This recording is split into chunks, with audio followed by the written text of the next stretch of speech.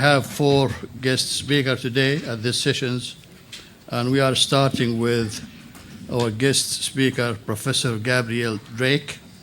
She is interim dean of the School of the Social Sciences of West Sydney University, and the title of the speech, Intersecting Injustice, Gender Violence, and the Criminalizations of CALD, and CALD is an abbreviation of Culturally and Linguistically Diverse Women in Australia. So let's go quickly for the bio or the resume for Professor Gabrielle. She is an Associate Dean, Engagements of Professor of School of Social Sciences of Western Sydney University. She is a recognized expert in social policy, mental health, disability, housing, and homelessness, by the way.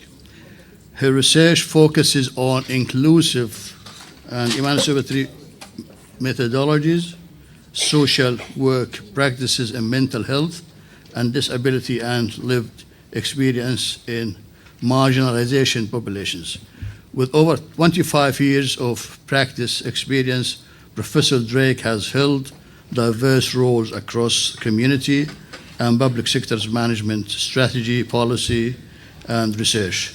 She has contributed extensively to graduate and postgrad social works education and committed to amplifying consumers and career bias. I'm sorry that I have to shorten a little bit, no, Professor Gabrielle, fine. But you have the board now. Okay. Thank you very much. Do you want me to stand or sit? You have 15 minutes, please. Okay, go ahead.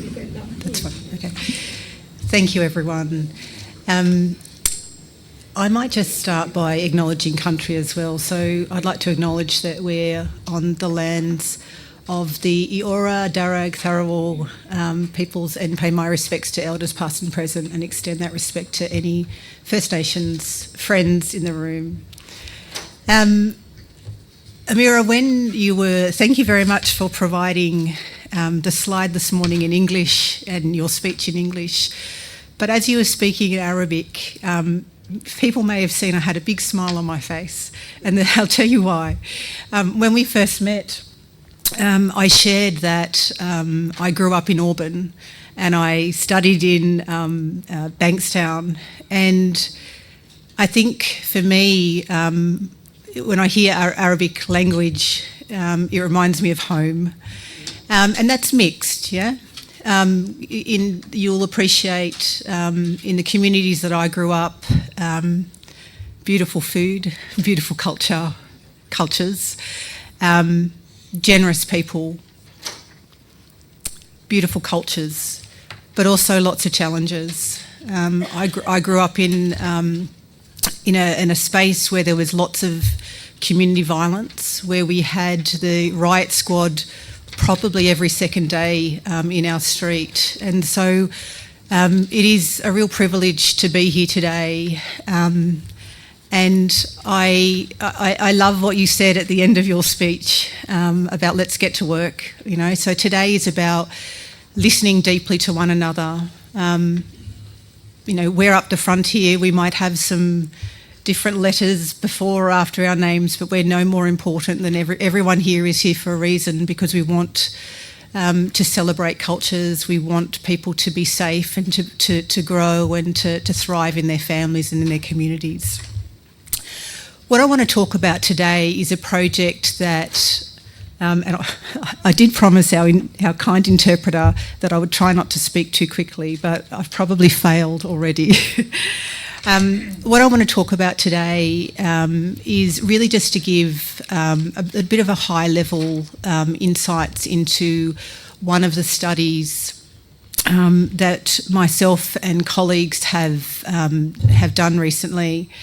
And really it's looking at the experiences of culturally and linguistically diverse women, their pathways into prison, their experiences in prison, and what it means when they leave prison.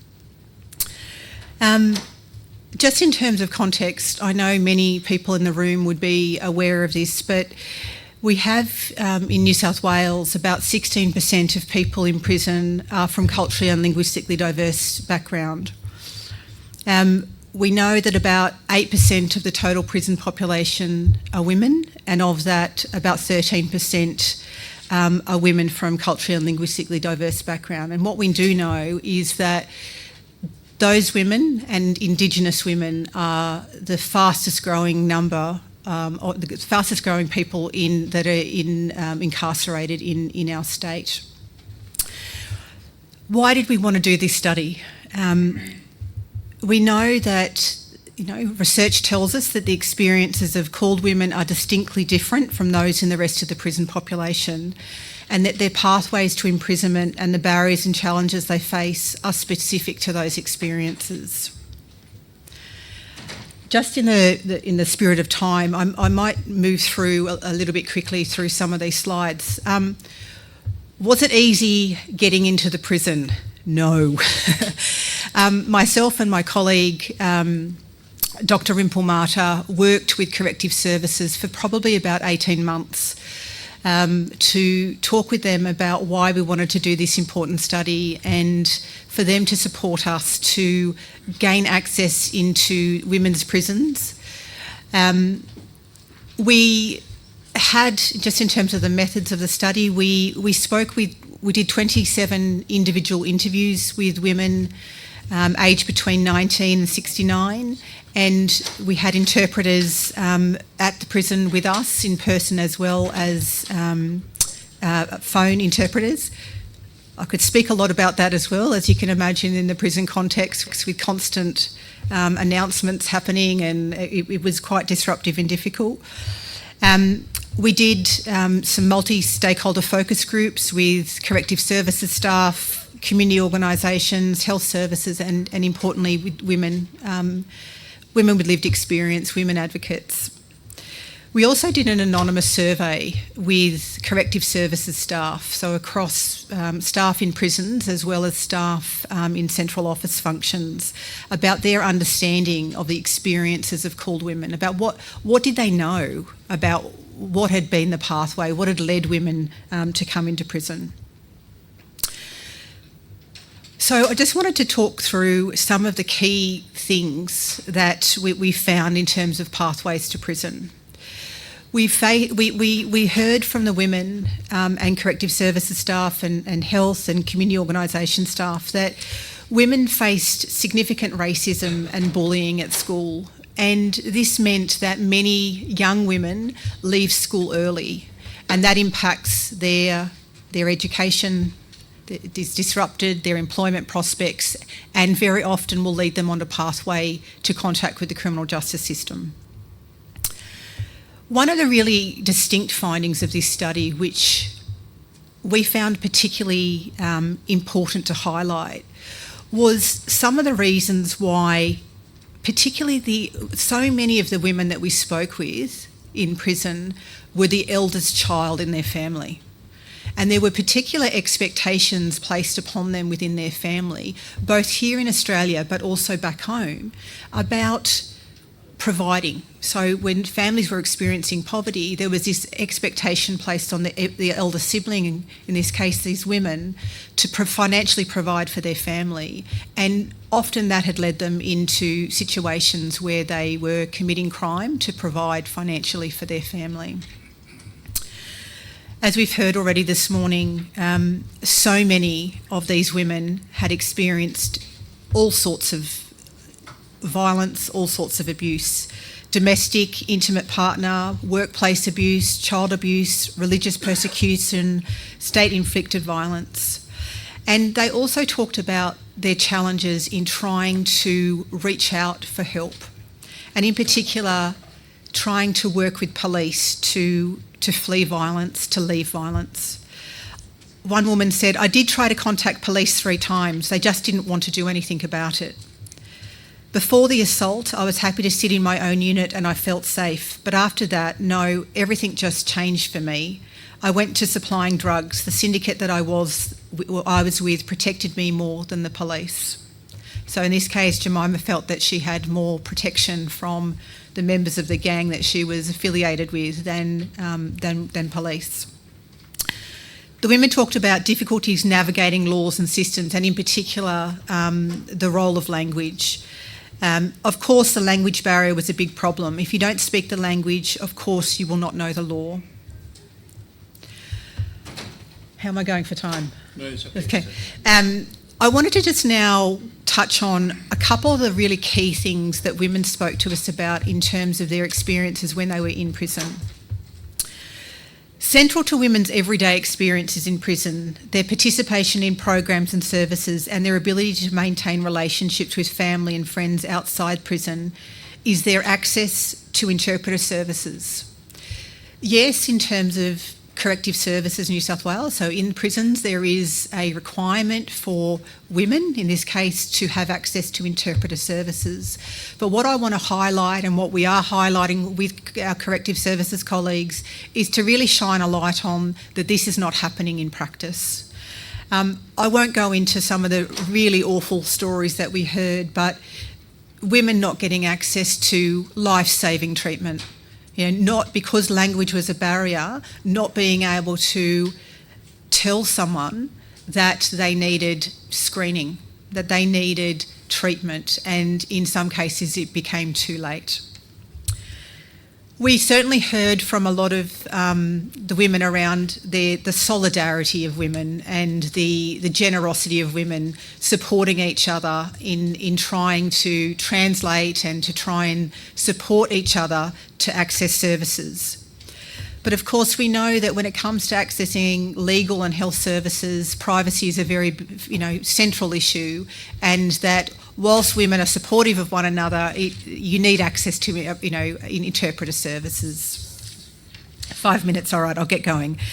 I will just highlight that significant issues. If I thought about the three big issues for women in prison, it's the access to interpreter services, it's the access to mental health services. This is the trauma that these women have experienced and continue to experience is profound, and they simply are not getting any access, or very, very limited access. We went and did these interviews during COVID times, and I think that we were the first person that some of the women had spoken with, about their life, about their circumstances in probably 6 or more months. Some of the women were getting access to psychologists maybe 6 minutes every 6 to 12 months, okay? And when you think about some of their experiences of trauma, this isn't good enough.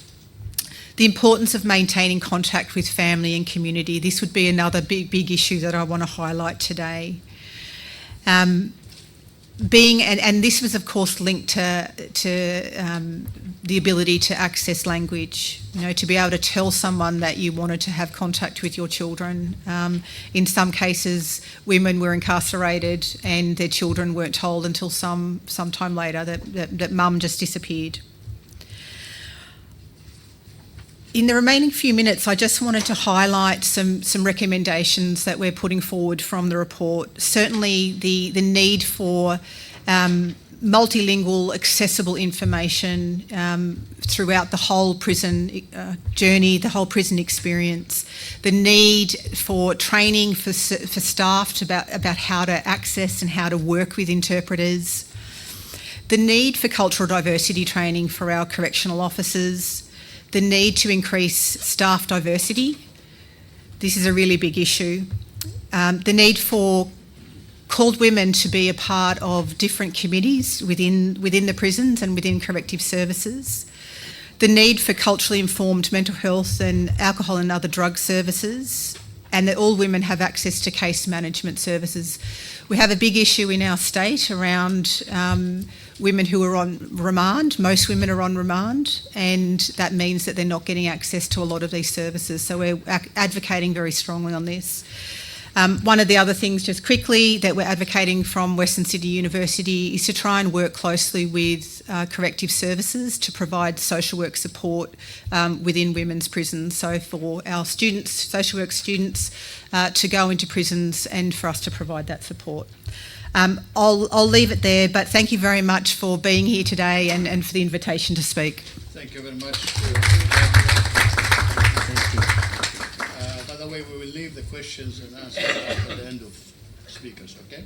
Not now, all right. Okay, so the next speaker is Professor بريخة نصراي and بالعربي ضيف الشرف الآخر الأستاذ الدكتور بريخة نصراي أستاذ في جامعة سيدني.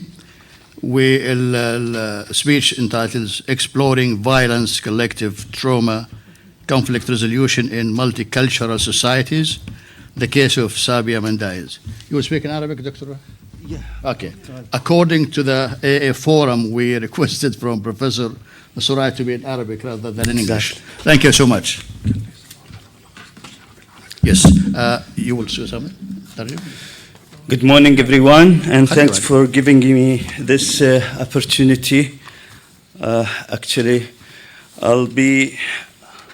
Okay, good. So I have no control over my slides, so I will be signaling to my dear friend there. And I'll be quick just to cover this important issue. I'll speak in Arabic, sorry. Go ahead. We have 15 minutes. Okay. صباح الخير جميعا وشكرا لحضوركم. يسعدني أن أتحدث اليوم عن استكشاف العنف والصدمات الجماعية وآليات حل النزاعات في المجتمعات متعددة الثقافات.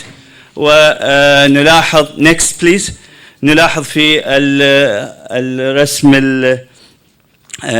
هنا نتكلم عن منهجية البحث، حيث نحاول أن نجمع المعلومات ضمن المقابلات المتعمقة مع البحث التشاركي المجتمعي، جمع البيانات الأكاديمية والحكمة المجتمعية حتى نفهم الأسس المنطقية لهذه المشكلة الكبيرة وطريقة حلها أيضا.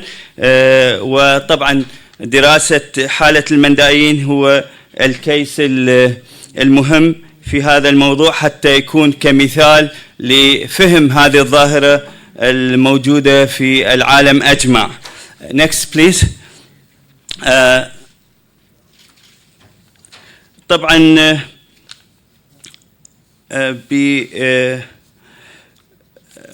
نشارك اليوم قصة المندائيين ومرونة المجتمع المندائي في تخطي الصعاب وفي محاولة تجاوز كل عقبات العنف وآثارها. وهي قصة أيضا قصة إنسانية عميقة تصل بين الحكمة القديمة وبناء السلام الحديث. رحلتهم من شبه الانقراض إلى الصمود تعتبر شيء عجيب حقيقة، تقدم رؤى حاسمة للمجتمعات متعددة الثقافات في جميع أنحاء العالم وخاصة هنا في أستراليا. Next please. فقط نبدأ مختصرة عن المندائيين أو الصابئة المندائيين. The Sabian Mandayans هم ينتسبون إلى معلميهم الكبار أو الأنبياء الكبار، آدم وشيت بن آدم ونوح وسام ابن نوح ويحيى ابن زكريا، John the Baptist, the last prophet and great teacher، آخر أنبيائهم وآخر معلميهم الكبار. أيضا لهم كتاب المقدس صحف آدم أو كتاب آدم، كنز ربه الكنز العظيم، وأيضا كتاب يحيى بن زكريا. وهم يتميزون يؤمنون بإله واحد ويؤدون 3 صلوات يومية وأيضا صلوات تأملية، وكذلك يؤدون الصدقات والصباغة أو التعميد بالماء الجاري في الأنهار fresh river water systems. يتميزون بالمحافظة على المبادئ ال5 الرئيسة في دينهم اللي هي light, life, love, purity and peace، النور والحياة والمحبة والنقاء والسلام. يحرم عليهم القتل والقتال وحمل السلاح لأي سبب كان، حتى ولو لأجل الدفاع عن أنفسهم. لهذا السبب استغل هذا الموضوع ضدهم وتم القتل وتحويلهم على مر العصور إلى أديان كثيرة عبر التاريخ. Next please. يعتبر المندائيون من أقدم المجتمعات الدينية والإثنية المتحضرة، وأثبتت الدراسات الأكاديمية إلى أن الاضطهاد والعنف في ضد المندائيين له علاقة كبيرة بالذاكرة الجماعية التي تلعب دورا هاما في الحفاظ على الهوية والهوية الثقافية من خلال الاضطهاد والألم، وهذا ما حصل مع المندائيين، يعني الكولكتيف تروما والكولكتيف ميموري اللي عندهم. Next please. بالنسبة للتمييز المستمر وعدم الاستقرار السياسي، والكثير من الدراسات الحقيقة الدراسات النفسية خاصة تشير إلى أن الصدمة الناجمة عن العنف السياسي والمجتمعي تؤدي إلى اضطرابات نفسية مزمنة مثل اضطرابات ما بعد الصدمة post traumatic stress disorder، والذي ينتقل عبر الأجيال. أيضا العوامل الثقافية والاجتماعية، حيث أن التقاليد والعادات تضع ضغوطا إضافية على المجتمع ومنها المجتمع المندائي أيضا. Next please. الصدمة الناتجة عن العنف والتمييز العنصري والديني هي صدمة معقدة ومتعددة المستويات. على المستوى الفردي مثلا تؤدي إلى أزمة هوية ووصمة عار ذاتية، حيث يبدأ الضحايا في تصديق الصور النمطية السلبية. على المستوى المجتمعي أيضا نلاحظ أنها تسبب العزلة والعزلة الاجتماعية وعدم الثقة بالمؤسسات. أيضا على المستوى الروحي ممكن أن تؤدي الصدمة إلى صدمة دينية وفقدان الإيمان والثقة. أيضا الاعتداءات الصغيرة المتكررة والتنميط الإقصائي اليومي تسبب أضرارا تراكمية تشكل صدمة مزمنة تؤثر على الصحة النفسية والجسدية. وطبعا حصل كثير من المسائل من هذا القبيل في المجتمع الأسترالي أيضا، خاصة في ويسترن سيدني في مدارس الهاي سكول وغيرها، كانت مشاكل من هذا النوع أيضا، ليس فقط في الأوطان اللي موجودة هناك. فأيضا لاحظنا ظواهر للتمييز العنصري discrimination against وغيرها في أيضا بالمجتمع اللي نعيش فيه حاليا. Next please. بالنسبة لمسار الشفاء، يعني نتحدث عن الشفاء وكيف أنه هو ممكن يكون يبدي الصدمة تبدي بمراحل وتنتهي باستقرارها، حيث تبدأ بالسلامة والاستقرار. Next please. نعم. تبدأ بالسلامة والاستقرار، ثم معالجة الصدمة، وأخيرا الاندماج والتعافي. الاندماج الآمن طبعا يتطلب مساحات آمنة ثقافيا وخدمات مستنيرة لها علاقة بالصدمات والسياسات، وتكون فعالة لمكافحة التمييز. وأيضا بالنسبة للتدخلات الفعالة تشمل العلاج السردي الذي يساعد الضحايا على إعادة صياغة قصصهم، وأيضا الحوار المجتمعي لبناء الجسور وإعادة الاتصال الثقافي لتعزيز الهوية. أيضا العوامل الوقائية الرئيسة التي تشمل الهوية الثقافية القوية والدعم المجتمعي والتحالف المؤسساتي من المنظمات المضيفة. يعني باختصار نلاحظ أنه الشفاء هو من الصدمة يتطلب نهج شامل يدمج العلاج الفردي والتغيير الاجتماعي مع الاعتراف بالبعد الثقافي والديني كجزء أساسي من عملية التعافي. Next please. نعم. يظهر هذا الخط هسه عندنا هذا المخطط أو الدايجرام اللي أمامنا يظهر أن التباين الصارخ بين التراث العريق للمندائيين الذي يمثل عدة آلاف من السنين والكارثة الحديثة التي بدأت قبل وبعد 2003 خسارة 97% من السكان المندائيين في أقل أو أكثر قليلا من عقدين من الزمان، تمثل واحدة من أسوأ حالات التطهير الديني والعرقي في التاريخ الحديث. أيضا البحث مبني على إطار نظري بالنسبة لفهم أنواع العنف والمختلفة وكيفية تأثير الصدمة على المجتمع ككل وليس فقط على الأفراد أنفسهم. أيضا بالنسبة المنهجية هي قائمة على الشراكة بين المجتمع والفرد والمؤسسات أيضا. next please. بالنسبة للإطار الفريد اللي نلاحظ أنه كيف ممكن يشتغل التراث والأزمة بإطار ثلاثي، يعني اللي نتحدث عنه اللي هو تريبل تروما نسميها، الصدمة الثلاثية. شكرا. تكون على 3 مستويات: الثقافي اللي هو أكثر خطورة ويهدد الوجود، وكذلك بالنسبة لممارسة الطقوس ومحاولة إيجاد مكان آمن لإجراء الطقوس خاصة للتعميد والصلوات وغيرها على ضفاف الأنهار.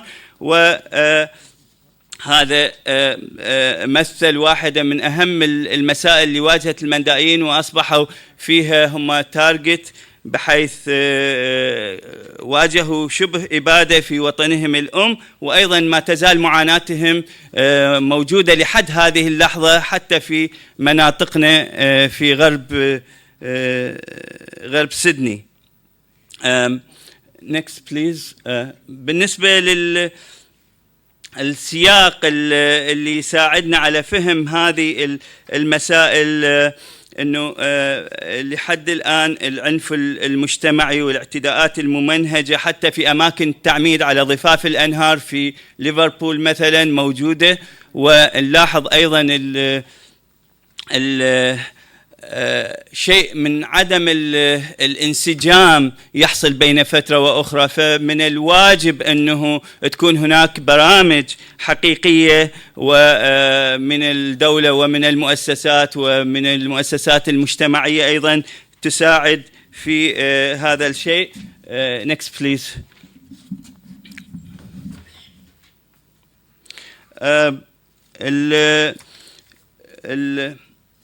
النزاعات اللي تسبب النزوح الجماعي للمندائيين وغيرهم تزيد التحديات الاقتصادية والاجتماعية وتترسخ أيضا بالذاكرة الجمعية اللي موجودة. next please.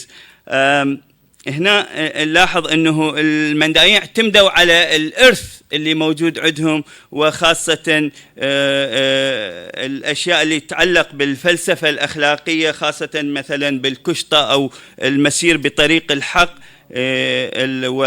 والرحمة أو الرحمة، اللا عنف، يعني سياسة اللا عنف تجاه أي أمور تتعلق بالمحاولة للصمود تجاه القضايا والابتعاد عن مسائل الانتقام ومقابلتها بالمحبة والكمباشن اللي موجود. next please. بالنسبة للمركز اللي يجمع المندائيين يسمى المندي، يعني بيت المعرفة، بيت معرفة الله، الذي هو يكون مكان شامل وليس فقط مكان للعبادة. next please. ديناميكيات الأجيال اللي تربط العلاقة بين الجيل القديم وجيل الشباب الجيل القديم عنده الخبرة والمسائل الكبيرة، بينما جيل الأجيال عنده مشكلة الهوية الثنائية والقطع اللي يحصل بين وصل الثقافة القديمة مع الثقافة الحديثة، والقطع اللي يحدث داخل العائلة وداخل المجتمع، الكوميونيكيشن بين الشباب والمجتمع أيضا. فهذه كلها مسائل نكست بليز لها علاقة حتى بالنسبة لموضوع المياه والأنهار، وهذه تكلمنا عنه نكست. النموذج اللي نلاحظه الآن النموذج الثلاثي اللي يرتكز على ثلاث أمور: شفاء من الصدمات، الحفاظ الثقافي، وأيضا ركيزة الاندماج المجتمعي. من خلال هذا النموذج المتكامل نجد أن الركائز الثلاث مرتبطة، لا يمكن فصلها عن بعض، ولا يمكننا دمج الناس على حساب ثقافتهم. يجب أن يكون عوامل مشتركة تجمع هذه. next please. بالنسبة للسياسات الفعالة تتطلب تنسيقا عبر المستوى الاتحادي والمستوى الولاية ومستوى المحلي حتى نعالج المشكلات اللي تحدثنا عنها. next please. بالنسبة للسياسات المحلية والدولية أيضا جهود الحكومات والمنظمات الدولية لمساعدة لإنهاء أعمال العنف والمشاكل اللي تسبب عنها وآثار العنف، كلها يحتاج أنه تتعاضد بها كثير من القوى الداخلية والعالمية من أجل النجاح وردم الفجوات وتسليط الضوء على البرامج الناجحة في هذا الخصوص. next please.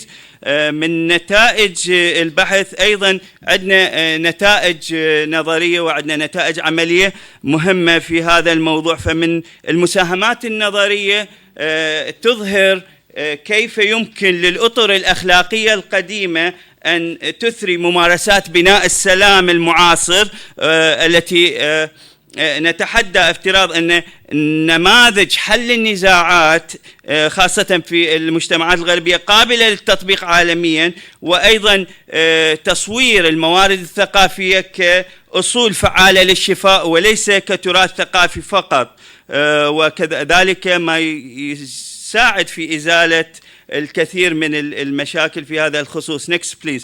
بالنسبة للتطبيقات العملية أنه تمتد من تحسينات فورية في الخدمات إلى مبادرات استراتيجية طويلة الأمد.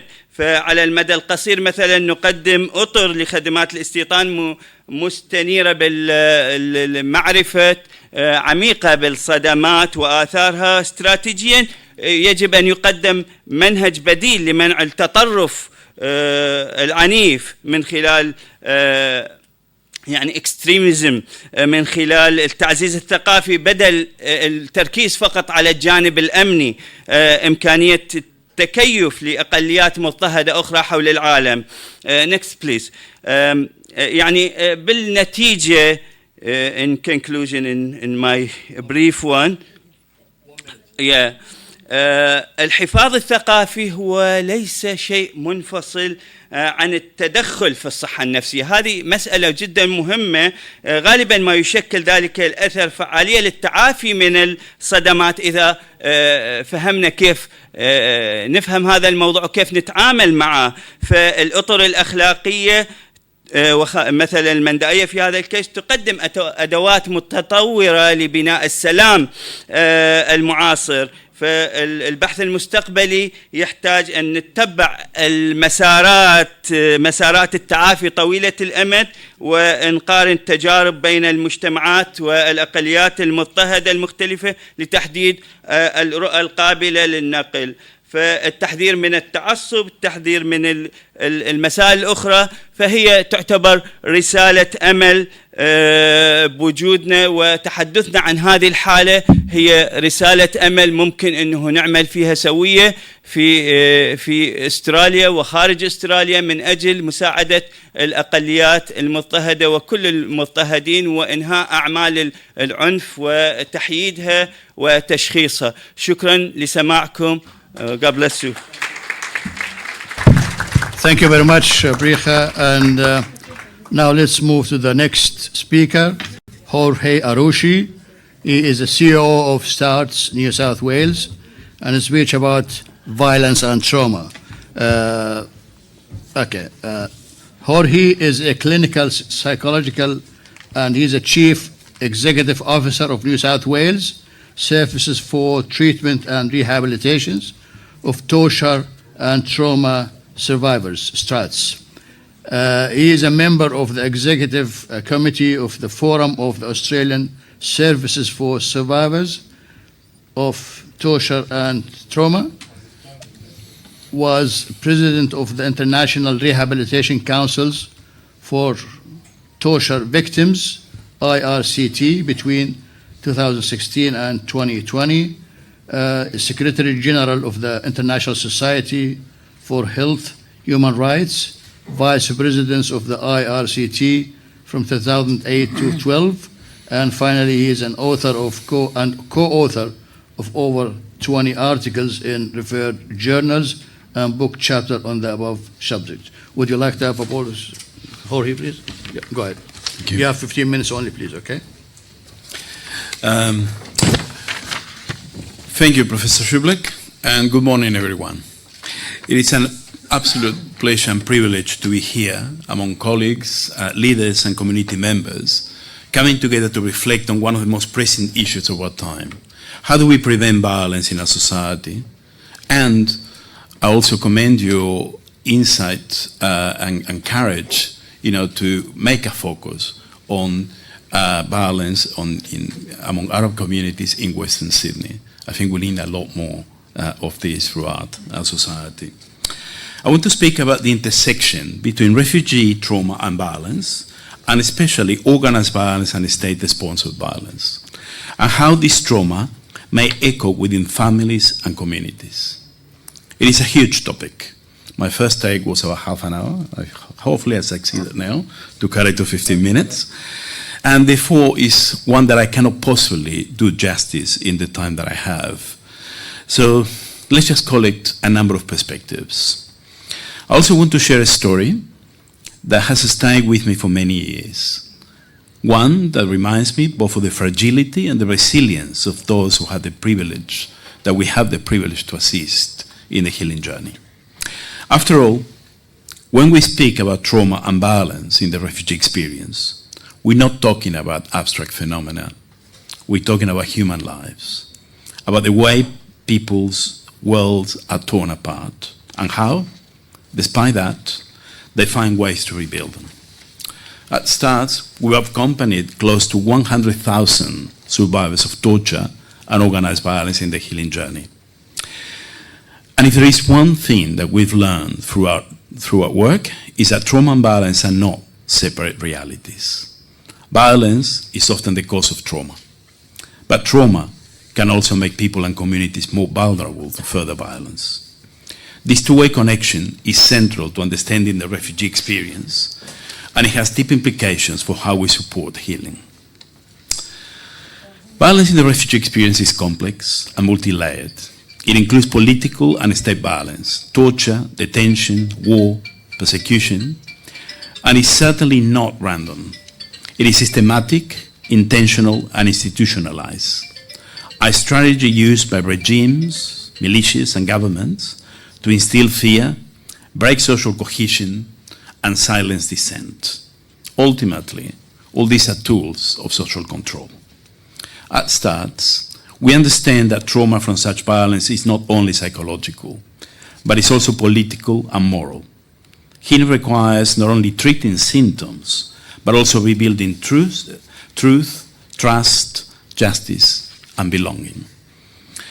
This is beautifully captured by Derek Silos, one of my early mentors, in his ADAPT model, which identifies 5 psychosocial pillars described about persecution and war. The first one is safety and security, the sense of life, that life is predictable and is free from threat.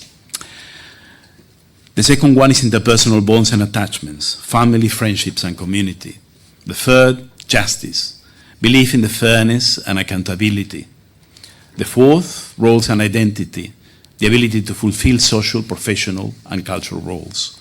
And the fifth, meaning and coherence, making sense of suffering and finding hope.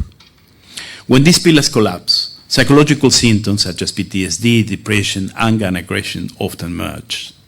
But at their core, these are expressions of moral injury and broken social fabric. Rehabilitation, therefore, must aim not only to restore individual well-being, but to rebuild these pillars. Safety through protection, justice through advocacy, belonging through community, and meaning through storytelling and spiritual renewal. But focusing solely on the more obvious layers of state individual well-being, of state-sponsored violence, sadly misses a key element, that of domestic and family violence, that can often emerge or re-emerge in the aftermath of displacement. This intersection between refugee trauma and domestic violence is particularly important when we work with women and families. Displacement and exile can destabilize roles, identity and power dynamics in families.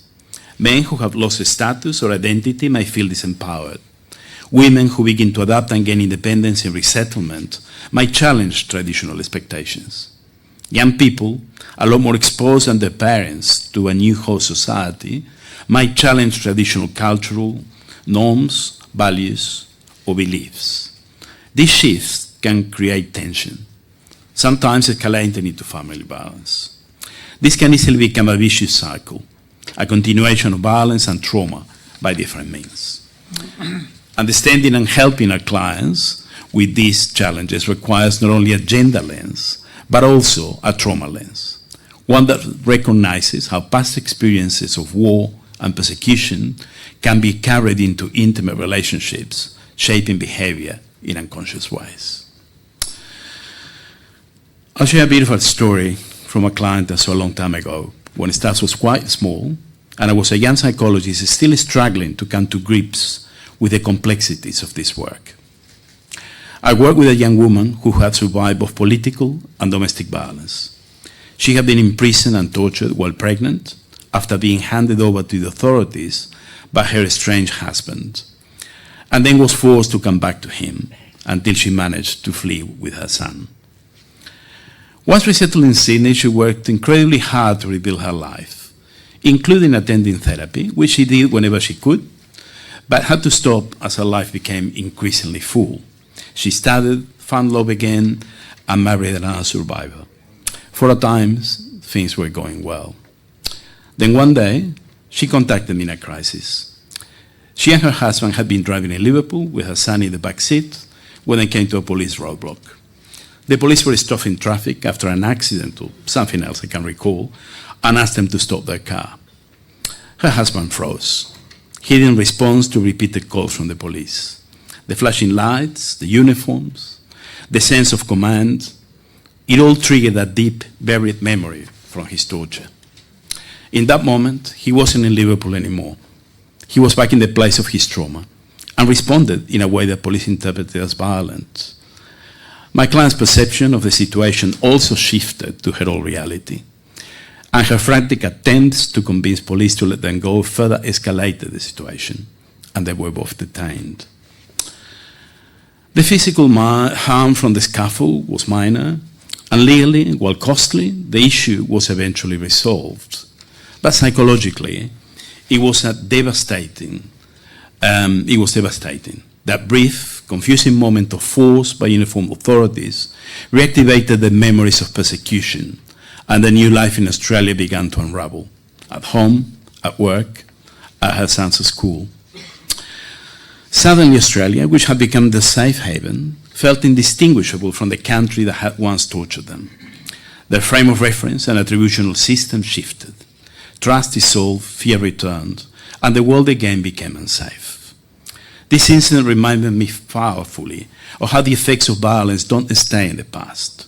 They live on in the nervous system, in the body, and in relationships. When trauma is activated, reason and reflection can disappear, and survival responses take over. Over the past 2 decades, neuroscience has given us a clearer picture of how this happens. Trauma literally reshapes the brain. It changes the architecture of the nervous system to prioritize survival, often at the cost of peace, empathy, and regulation. The amygdala And I'm conscious this is a very gross oversimplification of what's a very, very complex area. The amygdala, our brain's alarm system, becomes hyperactive, constantly scanning for danger. The prefrontal cortex, which helps us reason and control impulses, goes offline under chronic stress. And the hippocampus, which helps us distinguish between past and present, often diminishes capacity, making traumatic memories feel as if they were happening now.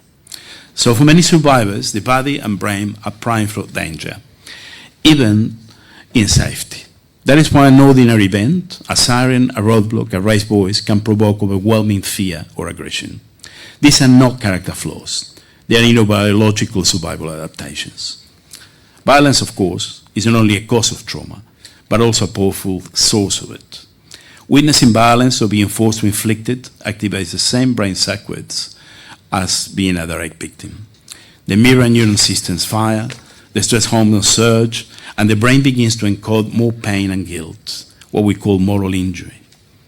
This two-way relationship creates what we sometimes call the trauma-balance cycle. When trauma remains unhealed, it increases vulnerability to further violence, either as victim or perpetrator. And violence in turn deepens trauma, perpetuating the circle across generations. Research in epigenetics now shows that trauma can even alter gene expression, particularly genes involved in stress regulation. And these changes can be passed on to the next generation. Children of survivors must thus inherit a heightened stress sensitivity, priming them to live in a world that still feels unsafe. This is why intergenerational trauma is not simply psychological or cultural, it is also biological. At the same time, this is the hopeful part of the story, because the same brain that was reshaped by trauma can be reshaped again by healing. Through neuroplasticity, the brain's networks can rewire in the presence of safety, empathy, and regulation. And that is exactly what STAR's work is all about, across individual, group, and community levels. When people experience consistent safety, when they reconnect with others, when they make meaning of their story, the neural circuits of fear begin to calm. The prefrontal cortex gradually begins to regain its role as a wise parent of the brain. So therapeutic relationships, community groups, and culturally grounded rituals of healing all engage the social engagement system. Healing trauma, then, is not just a psychological process, or a political, or community, or legal endeavor. It is also a neurobiological restoration of safety. And connection, human, relational, and community connection, is the antidote to violence. So what does this mean for our work? For STARS, this neuroscience reinforces that what we know long known in practice, that to address violence, we must also address trauma, and that to heal trauma, we must create safety, justice, and reconnection. Our job is to help survivors reestablish a sense of safety and trust in the world, so that they no longer have to live as if the danger never ended. That's why cultural attuning interventions are so essential. We must help families rebuild their adaptiles, ensuring safety at home, restoring justice through accountability and fairness, and strengthening identity and belonging through community support. And we must help survivors rebuild their capacity to self-regulate. We need to work with young people, particularly young men, to help them build positive, no-violence ways of being men. And as we do that, we also help prevent future violence, because a regulated nervous system is a peaceful one. I might leave it at that. Yes, and 2 minutes over. Thank you.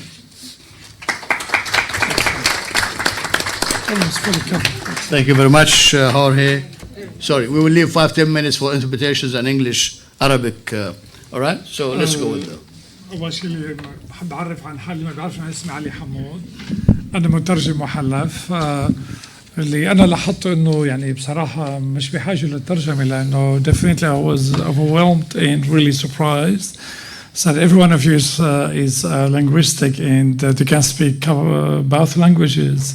I don't know if you need interpreters, but however, briefly I was listening to the madam who started first. I will brief what she said in relation to her research.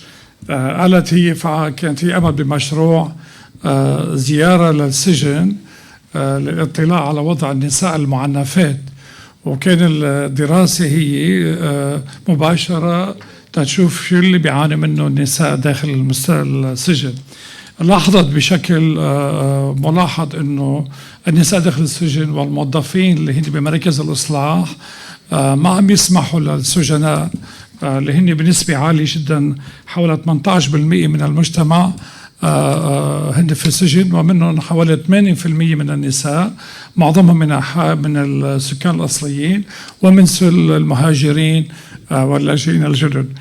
فقالت العقبة الأولى اللي لاحظناها من خلال حديثنا مع بعض النساء أنه عدا اللغة وحواجز أو البارير الرئيسية هي في التعبير عن مشاكلهم، وعدم السماح لهم بالتواصل مع العائلات أو بوجود مترجمين لحتى يساعدون في التحادث مع الآخرين. وقلة الخبرة اللي بيعانوا منها موظفي السجن، كيفية التعامل مع المترجمين والحصول على المترجم عبر الهاتف أو الوجود وجها لوجه. فكان الهدف منها الدراسة الرئيسية هي تتعلق بأسباب التي أدت إلى الوصول إلى السجن، ولاحظت أنه معظمهم هي تعود إلى العنف العائلي أو الضغط المادي للقادمين الجدد، مما يواجهون النساء القصور في تقديم المساعدة لأبناء العائلة، مما يؤدي إلى حالة من العنف أو حالة تصادم، وقد يؤدي إلى العنف أو الذهاب بهم إلى السجن. وهذه كانت دراسة مطولة، وحاولوا يجدوا إلى مصادر رئيسية داخل السلطات بالمجتمع الإسرائيلي لدعم النساء لتجنب هذه الحالة والمعاناة اللي بيعانوها داخل السجن. وكان طبعا مرقت على كلمة إنه الدخول إلى السجن كموظفة أو كخبير أو كعاملة أو باحثة ما كانش منها السهل الوصول إلى السجن للتواصل وإجراء المقابلات. عملنا بخلال البرنامج عملنا 18 شهر أكثر من 27 مقابلة لنساء من مختلف الخلفيات الثقافية والاجتماعية، والكل أجمع أنه السبب الرئيسي هو عنده المشكلة بيواجهوها داخل السجن، عملية التواصل مع عائلاتهم خارج السجن والوصول إلى خدمة الترجمة التي تجد صعوبة في الحصول عليها. فهن حاولوا قدر الإمكان أنه يساعدوا ويأخذوا بعض الفيدباك يعني حتى يقدروا يوصلوا لنتيجة ويساعدوا النساء المعنفات داخل السجن. هذا كانت أول مقدمة في الخبرة داخل السجن. طبعا سيدنا حكي باللغة العربية ما في داعي للترجمة. كان حديث المسؤول عن دائرة ستاتس باللغة الإنجليزية طويلة، بعتقد مش عارف يسمحنا الوقت. طيب أنا معي نسخة مكتوبة باللغة الإنجليزية فترجمتها سهل. نعم. كلمة طويلة بعتقد، وهي بتتحدث بنفس الإطار بشكل مختصر. هي تتحدث عن العنف اللي بتواجهه اللاجئين الجدد. قال عنا بمراكز هي موزعة بإسرائيل لمسميات ستاتس أكثر من 100,000 حالة واجهت العنف بعدة أشكاله، وأعطى أمثلة عديدة منها العائلات كيف تواجه مشاكل العنف وما تؤدي إلى الصدمات النفسية فيما بعد العنف اللي بيتعرضوا له العائلات، وكيفية حل هذه المشاكل. أعطى أبعاد العنف اللي بيأثر الصدمات النفسية والجسدية وحتى الثقافية كمان، وأعطى بعض الحلول والبرامج اللي بيقوم فيها مكتب ستانس لمعالجة العائلات والأشخاص المصابين بصدمات العنف العائلي. بشكل عام هذا كان ملخص عن الحديث. شكرا لكم. Thank you very much. Thank you very much, Ali. And let's move to the next speaker and the last one, Kate Mayer. She is a CEO of Liverpool Women Health Center alongside Marian Morol, CEO Bankstown Women Health Center. She also oversees Fairfield Women Health Services and MacArthur Women Health Center. Kate's experience is community sector ranges across NGO to state of Liverpool government with roles related to funding a contract. With such a strong background in funding, governance, and services management. Kate strongly believes in the power of partnership and collaborations. I will leave the stage for Kate. Would you like to go to the podium or just experience it from here? I'm happy to You can stay start here. here? Okay, go Yeah, ahead. absolutely. You have 15 minutes, please. Okay. Thank you so much. I appreciate you having me here. I would like to begin by acknowledging the traditional owners of the land that we meet, the unceded land on which we meet, and pay my deep respects to elders past, present and emerging. Liverpool Women's Health Centre is a community-based not-for-profit that is run for women by women. We deliver quality holistic health and wellbeing support services and have helped hundreds of thousands of women in the Liverpool area and across southwest Sydney improve their health and wellbeing. We believe that every woman has a right to make her own informed decisions about her health and her life. Women of all ages, circumstances and cultures are welcome in our services. Our services are free, low cost or bulk billed. We are the original one-stop shop model. 90% of women who walk through our doors end up using more than one of the services that we offer. Our purpose is to use a gendered, trauma-informed lens to address the social determinants of ill health for women in our community. These include domestic, family and sexual violence, lack of health literacy and access to health care, and the social, environment and economic disadvantages experienced by women in our country. Our services include women's health medical clinics, counselling and casework services, naturopaths, allied health, massage therapy, acupuncture, physiotherapy and traditional Chinese medicine. We have dedicated Aboriginal access and advocacy officers and lots of multicultural workers that reflect the demographics of Liverpool and the spaces in which we work. We run a wide variety of groups and activities each week that includes gentle physical exercise. But most importantly, we also run social connection groups that address the epidemic of isolation that everybody is feeling after COVID-19. These groups provide a fun and friendly atmosphere that give women a regular reason to leave the house, creating social support networks, connecting women to community resources, information and referral. These groups also include culturally focused and culturally safe spaces that are facilitated in language for some of our local communities, including an Arabic-speaking women's group, a Spanish-speaking women's group, a Vietnamese women's group, a Fijian women's group, and a Hindi-Urdu women's group. And we're always looking to add more communities to the list, so if you have some ideas, hit me up. These groups and the connections they lead are often the entry door to women getting to lead their best lives. Through these groups, women make friends who help form a support network that builds resilience and capacity. They gain health literacy so that they are better informed about what they and their families need to navigate our health system and live healthier lives. They have easy access to referral pathways for medical, emotional and mental health support. They have easy access to referrals for practical support also. They learn about themselves and what they want from life, with opportunities for further education and subsequent employment. A happy woman is a happy family. The whole family thrives when she thrives. Let me tell you a story about one woman. Let's call her Valerie. Valerie was attracted to our craft group because she loves making art. As weeks went by, she relaxed and started to open up about her life. She talked to her friends, who encouraged her to talk to our workers. She attended an information session held by the police that spoke about domestic and family violence, what forms this violence could take, and what was unacceptable under Australian law. She asked for a referral to a counsellor to unpack her feelings, and she used this listening space to recognise her circumstances for herself. Putting the puzzle pieces together, she realised that she was in an unhappy marriage with a controlling, emotionally and financially abusive man who took her disability pension and rarely gave her back enough to cover the household groceries. She always felt worried about not having money for her bills, and she often neglected her own health appointments because she did not have enough money to pay for her own prescriptions. She was treated with disrespect inside the house and was expected to act like a lowly servant for her husband and his adult children. She had no voice, no agency, and she didn't want to live like that anymore.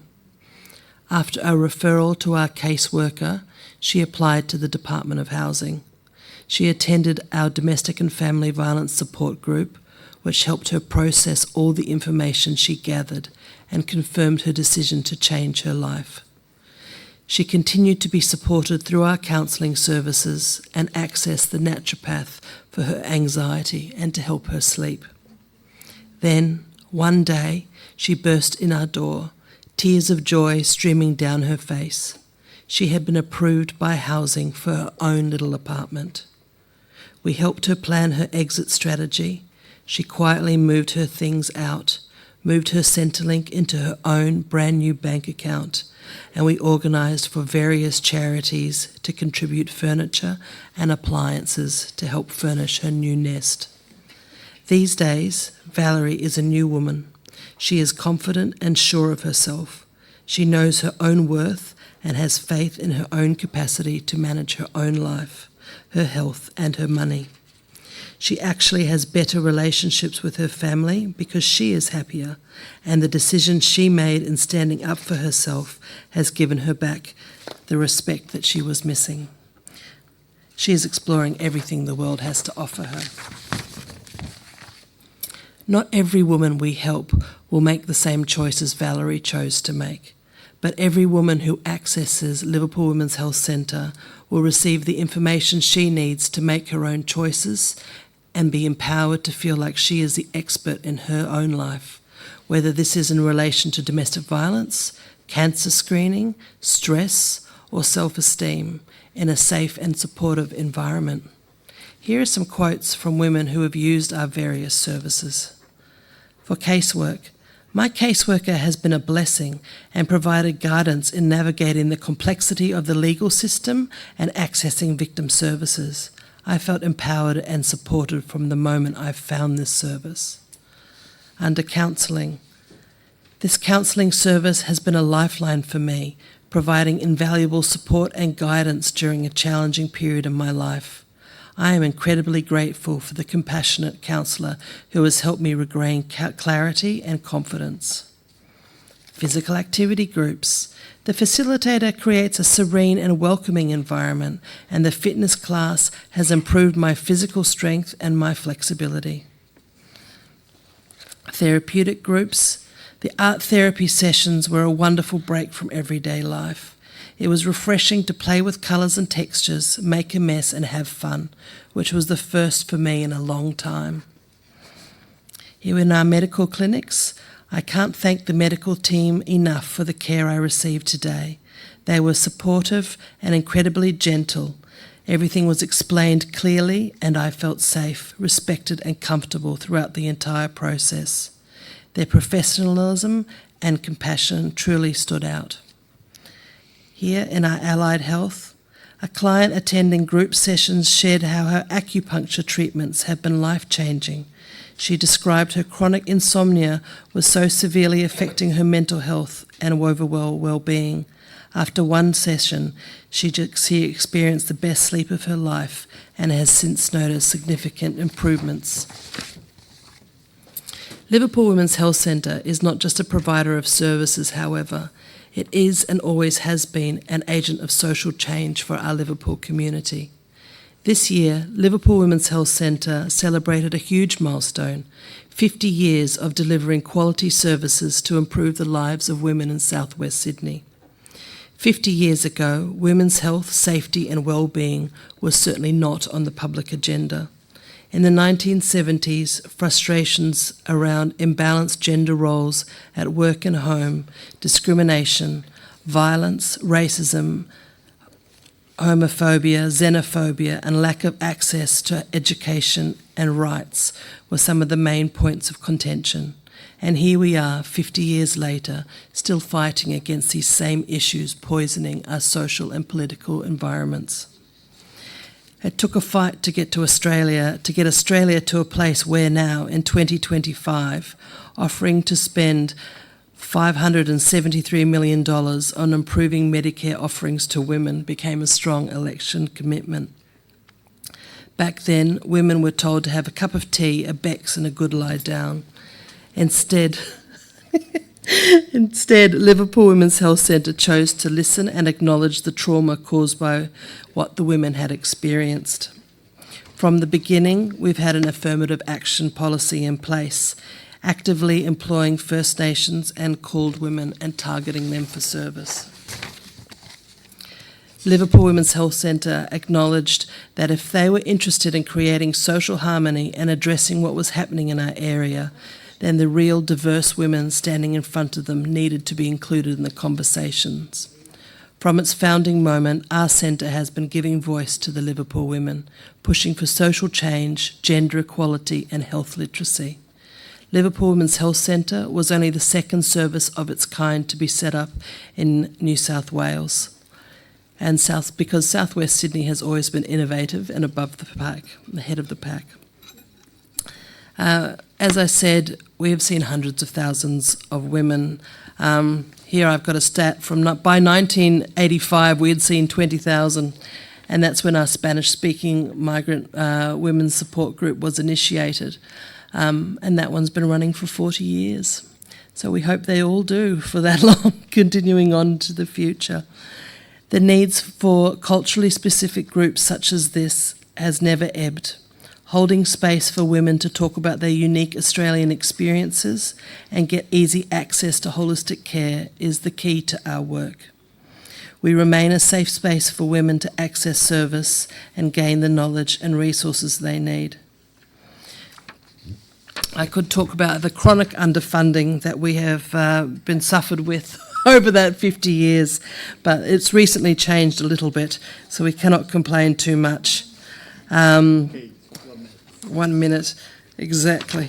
So I would like to just state that our centres and the women health centres across the state's significant success in changing women's lives has been 100% due to the resilient women working overtime, accepting less pay and sacrificing for the overall well-being of their community, refusing to allow a lack of resources to restrict the services and support available to women who needed it.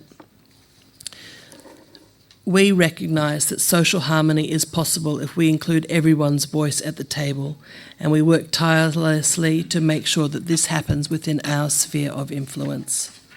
I have great hope that perhaps we will have enough sensible people who look like all of us and think like us in positions of political influence, and that we will not have to rely on resilience and sacrifice alone to create equality in our society. Moving forward, at Liverpool Women's Health Centre, we will continue to remind the world that women make up 51% of the population, and we will not be silent about what women need to thrive, especially as when we do, the whole world thrives with us. Thank you very much, Kate. And let's brief with Ali now for interpretations. Thank you, Kate. I'll probably say the key points. I won't go through again another 15 minutes. طبعا كيت هي رئيسة المركز الصحي بليفربول. قالت انه نحن كمان قدمنا خدمات لاكثر من 100,000 امرأة. الهدف الرئيسي من هذه المؤسسة هي ان يعني تبعث رسالة واضحة ان كل امرأة في استراليا لها الحق بالعيش بصحة وسلام، وتقدم لها الخدمات الطبية المطلوبة من أجل إنشاء عائلة صحية وناجحة. تحدثت كيت عن السلبيات التي تواجه النساء في المجتمع في ساوث ويسترن أستراليا وخاصة في ليفربول. قالت أنه في الخدمات هناك خدمات طبية مدعومة من الحكومة وعديد، وحاولنا أنه نجمع تعدد ثقافي اللي هو موجود بمنطقة ليفربول، إن كان من المجتمع العربي والإسباني والفيتنامي والهندي، هؤلاء النساء اللي ساعدناهم بالتعرف على كيفية الحصول على الخدمات الطبية والصحية إن كانت جسدية ولا نفسية أو عاطفية. وحاولنا نساعد النساء باستقلالية وجودهم من أجل العمل على فرص التعلم أو التعليم أو فرص العمل أيضا. وقالت هي شعارنا الرئيسي هي إيجاد امرأة سعيدة تجد عائلة سعيدة. أعطت مثل عن حال امرأة اللي هي واجهت، كان عندها زوج وأولاد، كانت تواجه عقبات هائلة ومنها الصحية، وبالشكل الرئيسي المشاكل المادية اللي بتأثر على حياة العائلة كانت بشكل نفسي أو حتى طرد العنف. أعطت مثل طويل كيف ساعدوها وقدرت تواجه بنفسها بشكل مستقل، يعني ساعدوها الوصول إلى الحصول على الهاوسنج كوميشن، هو المساكن الشعبية، وساعدوها على الاستقلالية من خلال مساعدة المراكز السنتر لينك، ومن ثم أعطوها دعم نفسي وصحي عشان تصير مستقلة. وأصبحت هذه الامرأة من النساء المثاليات في بناء أسرة بشكل مستقل. عندنا خبرات، قدمنا مئات الآلاف الخبرات اللي قدمناها وساعدنا فيها أبناء الأجيال المتعددة اللي تحدثنا معهم، وقمنا بتعزيز قوتهم النفسية والجسدية ودعمهم بشكل مهني وحرفي اللي يكونوا مستقلين.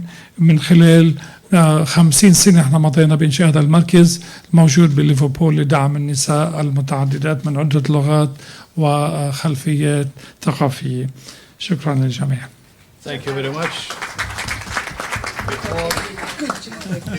Before we wind up, we have 3 questions only. 3 questions, yeah. Okay. Would you like to ask any one of these panelists or speakers? Please raise your hand.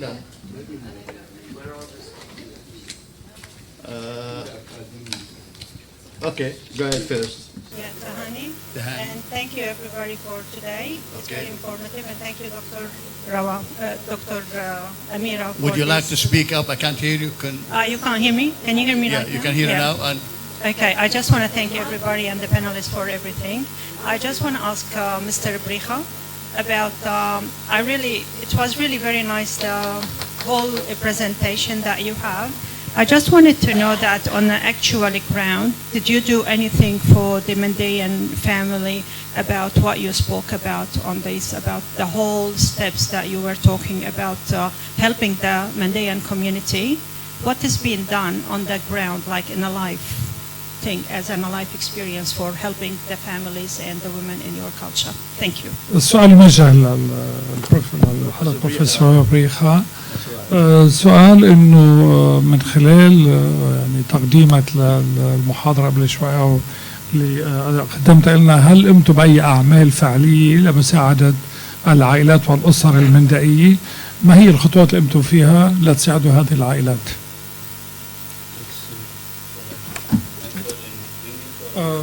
As you like, I believe.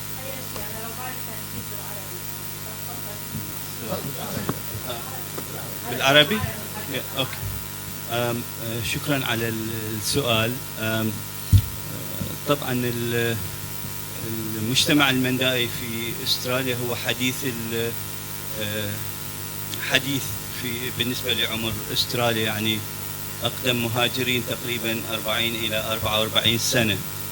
بالفتره الاخيره زادت العائلات، معظمهم هم من اللاجئين وحاملين معاهم كثير من المتاعب، متاعب الاضطهاد، وبنفس الوقت متاعب العائلية في دول الانتظار. بعد ما وصلت هذه العوائل في استراليا واجهت كثير من المشاكل وأشرنا إلها هنا. طيب الخطوات العملية اللي كيف نساعد هذه العائلات بمشاكلها وبالسيتلمنت مالتها؟ واحدة من أهم الأمور هو عمل المؤسسات والناشطين يد بيد مع المؤسسات المجتمعية والحكومية لتقديم تعريفهم على الخدمات اللي موجودة، وأيضا مساعدتهم على تجاوز المشاكل اللي يتعرضوا لها.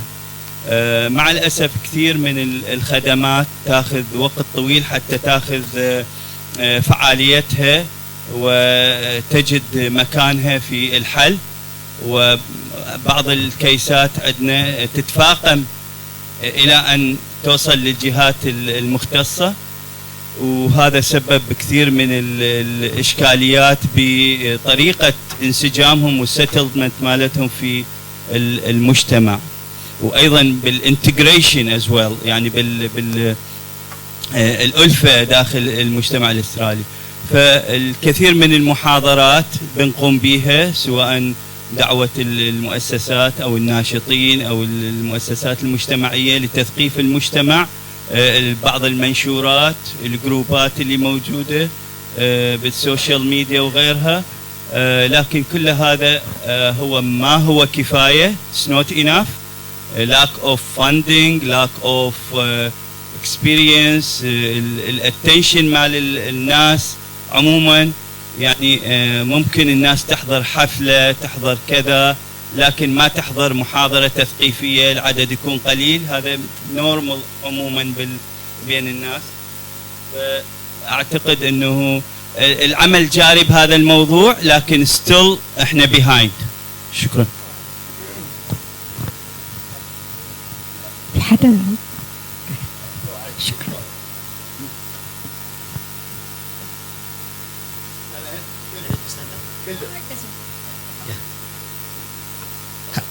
Hello.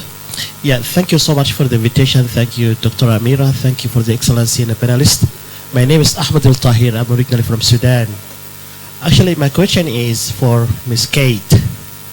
Actually, we did have some families just arrived. They make it finally to Australia. And they felt actually behind in terms of housing, assist in educations, get to the labor force. How can we open venture, joint venture between them and for the community as well? Thank you. Ahmed. Thank you for the question. I mean, really, it's about connecting with the services that are around that can perhaps help.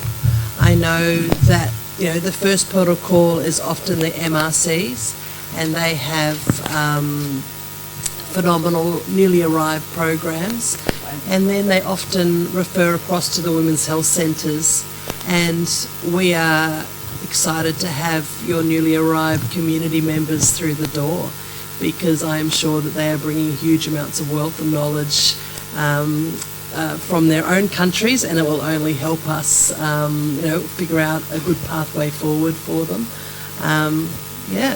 Come and see me afterwards. I'd love to meet you and chat to your women. Yeah, we still have another question from. Yeah, hi. My name is Johannes George. Two questions.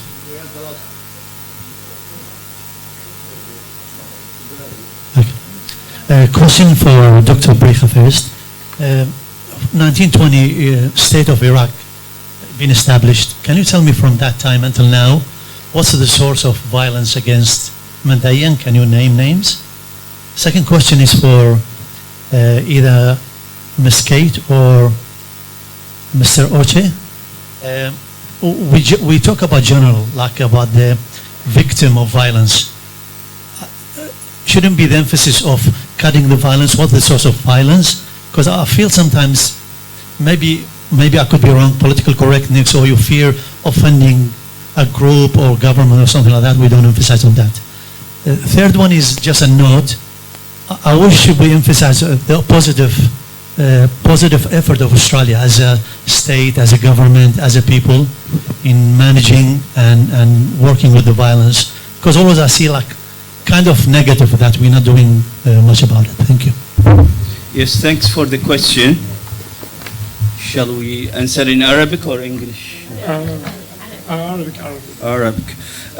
يعني تتحدث عن 1990 after يعني بعد يمكن احتلال الكويت والمشاكل اللي صارت في العراق. حقيقة 1920 yes. الحقيقة موضوع المندائيين والاضطهاد اللي عانوا موضوع معقد جدا، لكن باختصار بهذه الفترة واللي سبقتها أيضا واللي لحقتها هو نظرة المجتمع المندائيين. فأولا ينظروا لهم على أنهم أقلية، وعاشوا هم في مجتمع معظمه من إخواننا المحترمين من الشيعة في مناطق الجنوب والوسط، وكانوا ينظروا لهم نظرة دونية. ومثلا أبسط الأمثلة أنه ما يستطيعون يمارسون طقوسهم الدينية على النهر أو كذا، خطف بناتهم، إجبارهم على التحول بالدين أو الزواج القسري. إضافة لهذا القتل الجماعي اللي يصير كل سنتين أو 3 ماكسيمم 5 سنوات، يصير ماسكر للمندائيين اللي موجودين. يعني مثلا إذا صابئي مندائي, if somebody touch any food in the grocery shop, they have to beat that person. يعني يتعرض للبسط والكذا لأن يعتبروه نجس infidel.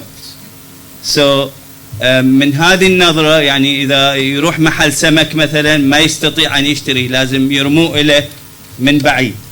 They throw the things for them. So from that moment الchanges اللي حصلت أنه صعوبة بتعلم اللغة، صعوبة بنقل الثقافة، وصعوبة في الممارسات الدينية والاجتماعية. وهذا استمر إلى فترة الستينات والخمسينات، عندما كثير صار الكوميونست بارتي، الحزب الشيوعي بدأ يدخل للمنطقة وللعراق أيضا، وكثير منهم دخلوا بهذا الاتجاه، وكان هذا لاحقا سبب إضافي لاضطهادهم، وشبابهم أغلبهم اللي انقتل واللي كذا واللي هرب خارج البلد. شكرا. Okay, Jorge, please.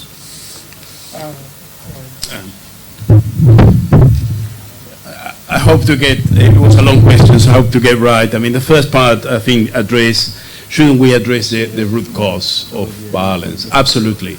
However, if there's one point that I'd like to emphasize for what I said earlier, is that this is cyclical. Trauma, violence engenders trauma, and trauma begets more violence. So we need to carry it somewhere.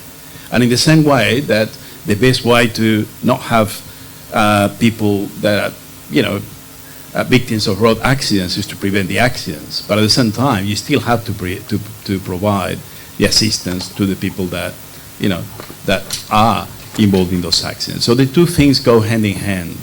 And you need to work both with the prevention, and hopefully the other point that came through is that in terms of preventing violence, particularly in terms of domestic violence, we need to address the issue of men. I think that, it is really important, that we work with the victims, but we need to work with the root cause. Thank you. So are you asking about naming violence? Is that what you mean?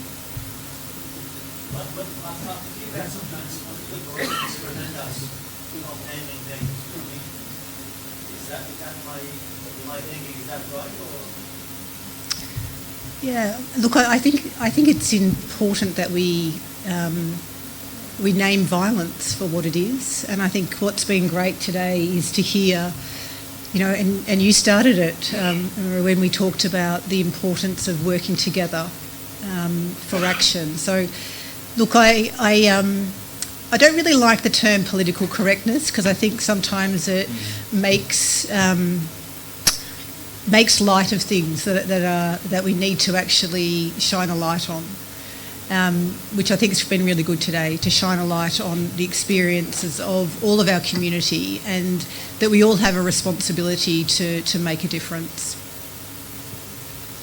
Thank you so much. I wish I could have time to go, but I was told to finish over here.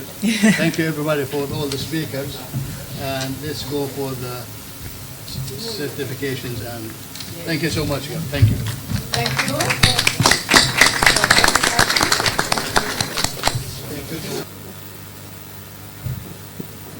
We will take a moment to acknowledge and thank all our guest speakers for their valuable contribution. Thank you, and for sharing your expertise and experience with us. I kindly invite Professor Amira Isa to the stage. Also, I kindly invite each of our guest speakers to come forward to receive their certificate of recognition. So we will start by like we made it. Professor Gabriel Dwack. Thank you, Professor.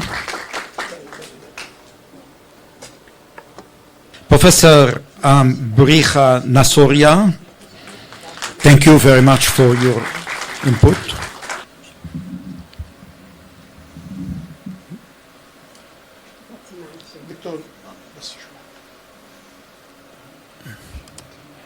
Mr. Jorge Arosh. No, his real name is Jorge Arosh. Yeah.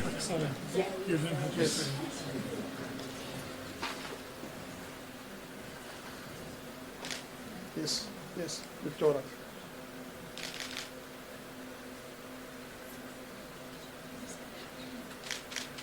Thank you. And finally,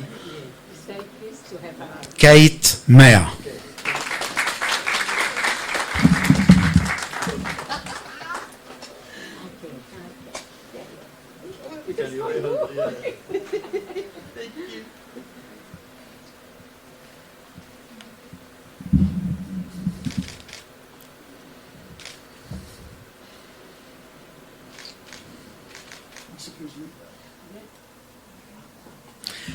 We're running a little bit late. Please to proceed so quick.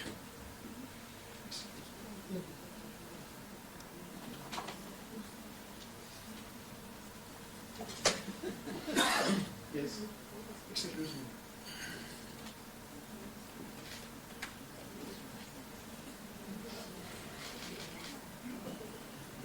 Can we give them a round of applause, please? Thank you. I now invite everyone to join us for a 20-minute, all right, of lunch